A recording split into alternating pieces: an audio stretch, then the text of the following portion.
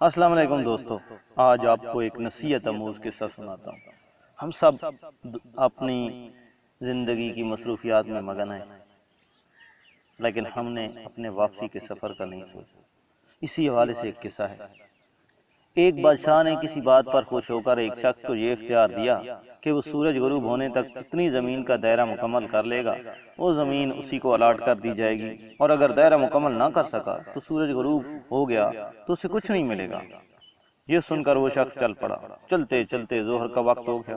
اسے خیال آیا کہ واپسی کا چکر لے لینا چاہیے، مگر پھر لالچ نے غلبہ پایا اور سوچا کہ تھوڑا سا اور آگے جا کر چکر کاٹ لوں گا۔ پھر جب واپسی کا خیال آتا ہے تو سامنے اس کو خوبصورت پہاڑ نظر آتے ہیں۔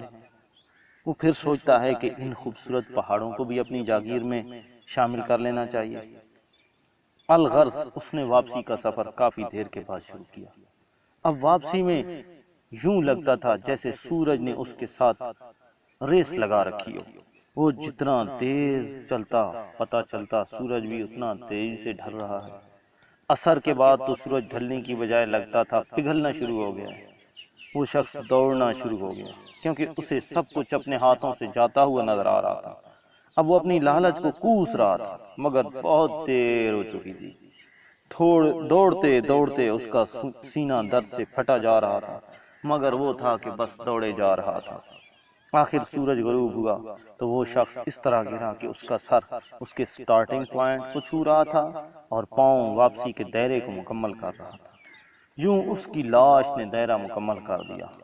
جس جگہ وہ گرا تھا اسی جگہ اس کی قبر بنائی گئی اور قبر پر کتبہ لگایا گیا جس پر لکھا تھا، اس شخص کی ضرورت بس اتنی ساری جگہ تھی جتنی جگہ اس کی قبر ہے۔ اللہ تعالیٰ نے بھی اسی طرح اشارہ کیا ہے۔ قرآن پاک میں ارشاد ہے، بسم اللہ الرحمن الرحیم، والعصر ان الانسان لفی خسر، زمانے کی قسم بے شک انسان خسارے میں۔ دوستو، آج ہمارے دائرے بھی بہت بڑے ہو گئے ہیں۔ آج ہم بھی سبھی حاصل اور لا حاصل کے دائروں میں گھوم رہے ہیں۔ چلیے واپسی کی سوچتے ہیں۔ اللہ پاک ہمیں موت سے پہلے موت کی تیاری کی توفیق نصیب فرمائے اور ہمارا خاتمہ بالخیر فرمائے، آمین۔